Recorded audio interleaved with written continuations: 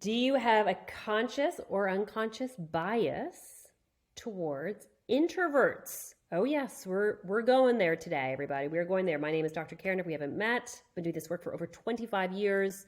We work with global organizations on leadership development, and I've also had a private practice for families with families for over 25 years. And so this topic, let me tell you, this topic comes up a lot. So we are going to unpack that. I'm going to highlight really kind of three things I want everybody to understand around introverts and extroverts. And you can apply this to all parts of your life, work and home.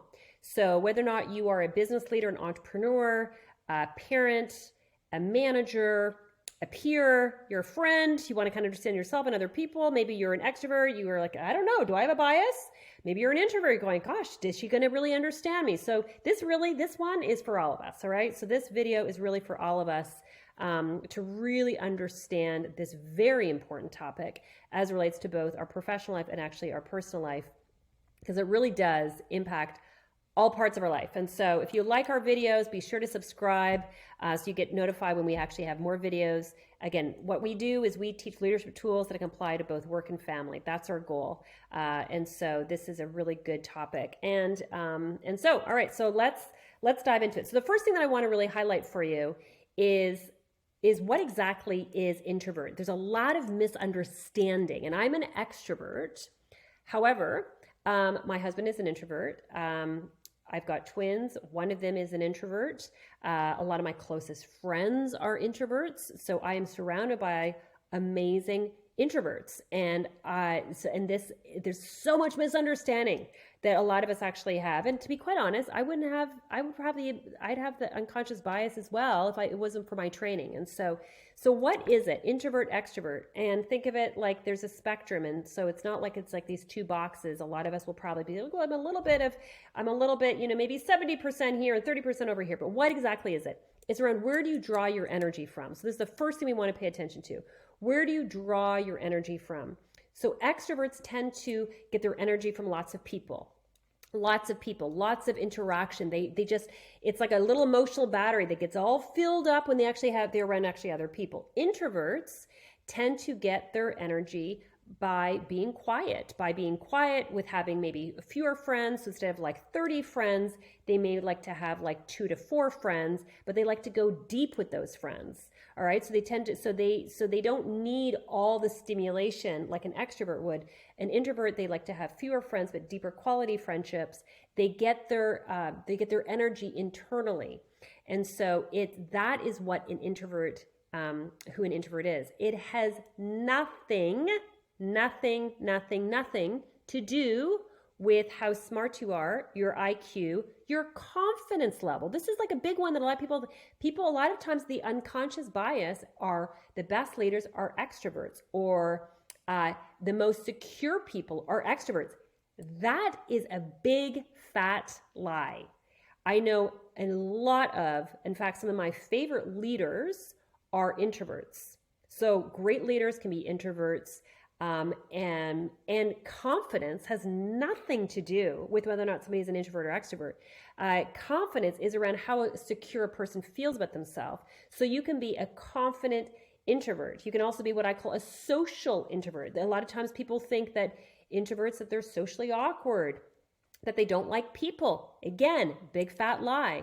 Introverts, they love people. They also just love their quiet time. They love to have fewer friends, deeper quality friends. Okay. And so that is the first thing I really want to kind of highlight that actually for you. The second thing that I want to highlight for you, and again, if you like this kind of content, and you would like to actually learn more about, when I'm talking about confidence, that's kind of part of what's called emotional intelligence. And so we've got a great scorecard. If you would like to receive that, hit yes or write down yes in the chat comment section, and somebody from our team will actually send that to you. So the second part is really understanding the power that an introvert actually has. And actually, let me just back up. The one thing I just want to really say, first of all, about the conscious and unconscious bias. One of the things that I have found, and we work with companies globally, all right, and this is something that we've actually seen. What I have seen, and a lot of the research that I have actually read around this, is that I have seen that there's definitely more of a bias on extroversion for Western culture, and actually the opposite in Eastern culture. That's what I've seen. I'd be curious with what your thoughts are. You can put it in the comments. And so a lot of times we learn, whether it's with movies or music or things that we actually have read or heard culturally, that a lot of us think that there's something wrong with introverts, and that could not be further from the truth. And so a lot of us, we may have an unconscious bias. Maybe watch this video is the first time you're like, wow, I've never really thought about it. And now we lean in, like, now we may have a conscious bias. You're like, gosh, I think I have a conscious bias. I posted something about this about 3 years ago. And I had actually somebody message me, a DM me, and they said, what do we have to do to change introverts? There is nothing to change. There is nothing wrong with introverts. What is wrong is the arrogant of extroverts that think that there is something wrong with introverts. That's where the problem is. So extrovert, introverts, there's nothing wrong. One is not better or worse than the other. We're all different. And so it's really important that we understand that all extrovert, introvert, all it is, it's about energy, where a person draws their energy. Okay, so I just really want to highlight that. Second thing I want to highlight is the power of introverts. And this is one of the things that a lot of times we overlook because we somehow think that there's something wrong, which could not be further from the truth. So a few things I want to really highlight. So whether or not you are, again, an entrepreneur, an HR manager, a team lead, it is really important that you actually understand the power of introverts. Same thing as a parent, okay? So same thing as a parent, understand the power of introverts. So the power of the introvert is they go deep, okay? So they don't go wide. Well, they can go wide, but they go really deep. They are fiercely loyal, all right? So they want their few friends. They want to kind of go deep with their friends. They like to have friends a very, very long time. So they're incredibly loyal. They're also very reflective. And so they will tend to kind of think before they speak. And so you might actually find that they may actually, the speed at which they talk is not as fast as extroverts, because extroverts tend to think out loud. Introverts tend to process before they actually speak. And so they tend to be very reflective in terms of what they're actually thinking. And they're also incredibly observant. And this is really important, especially from a manager perspective, if you've got a team, if you're a teacher, but also if you're a parent. So just because people are not talking does not mean they're not processing and not thinking. Okay, so they are very observant. And so very observant, very loyal, and very deep in terms of their relationships. And so that's really important. So the last thing is in terms of how do you kind of really help them maximize their true potential. And so there's a couple things I kind of want to highlight for this one. If you are a manager and you've got a team of people, obviously on your team, one of the things you really want to pay attention to is, yes, you want your extroverts to chat, that's fine, but there's a point that as a leader and a facilitator, you need to quieten them down and give space and room for your introverts to speak. And so what you want to do is say, I've heard from, the four of you over here, which is great. There's a few others of you I have not yet heard from. I would love to hear from you. And just kind of what you're doing is you're kind of like trying to shut down part of the room and open up the other part of the room. And the reason why this is actually so important is because a lot of times these introverts will have these most amazing insights and thoughts, but they tend not to know really how to or want to jump into that kind of conversation. So as a facilitator, as a manager, as a parent over the dinner table, you want to make sure that you quieten down the extroverts and give space, give the mic over to an introvert. Okay, so that is actually really, really important. That's going to be from a managing perspective. If you yourself are an introvert, it's really important to learning how to put your hand up and ask and advocating for yourself.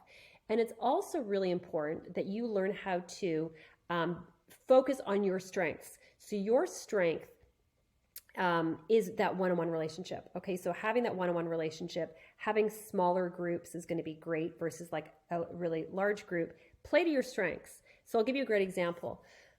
We teach this, we have a course, it's a dream career course, and really teaching young people and adults how you successfully pivot and find your dream career. And part of that course, I interviewed 50 top industry leaders around what are the secrets that they did to kind of help themselves in their particular profession. Super interesting, very insightful. And one of them was a very, very successful somebody in the finance world. And he's an introvert. And in the interview, in the podcast, he actually shared that When he first entered, he works in a bank. And when he first started, he thought there was something wrong with him because he saw these extroverts and they were getting promoted. And so he tried to kind of like network and play that game. And he just felt like it wasn't really him. And he thought to himself, what's my strength? My strength is in one-on-one relationships. He goes, I changed my mindset and I'm like, I need to play to my strengths. And my strengths are one-on-one relationships. So I went home and I made a list of all the key people in the bank. And then one by one, I started emailing them and inviting them out for lunch. And one-on-one, I actually started to build these relationships with these key players. And today he's on the senior leadership team. So the key is understand who you are, okay? Understand who you are and play to your strengths. And also be willing to kind of stretch yourself. So just like I would encourage extroverts to learn to be quiet and learn to be reflective and to learn to have time alone. So although it doesn't come naturally, it's still good to kind of stretch that part. I'd also encourage introverts to learn how to raise your hand, learn how to speak up, learn how to advocate for yourself. And I would also encourage everybody to know who you are, stretch yourself, but also play to your strengths. All right. And that is really important. And so hopefully you found this helpful, whether or not you're an introvert, extrovert, whether or not, again, a lot of us are like, I think I'm like 60%, 40% or 30%, 70%. Again, it's a spectrum. Okay. And so, but I think the most important thing is really try to celebrate, honor, respect, value, and celebrate the differences with extroverts and introverts.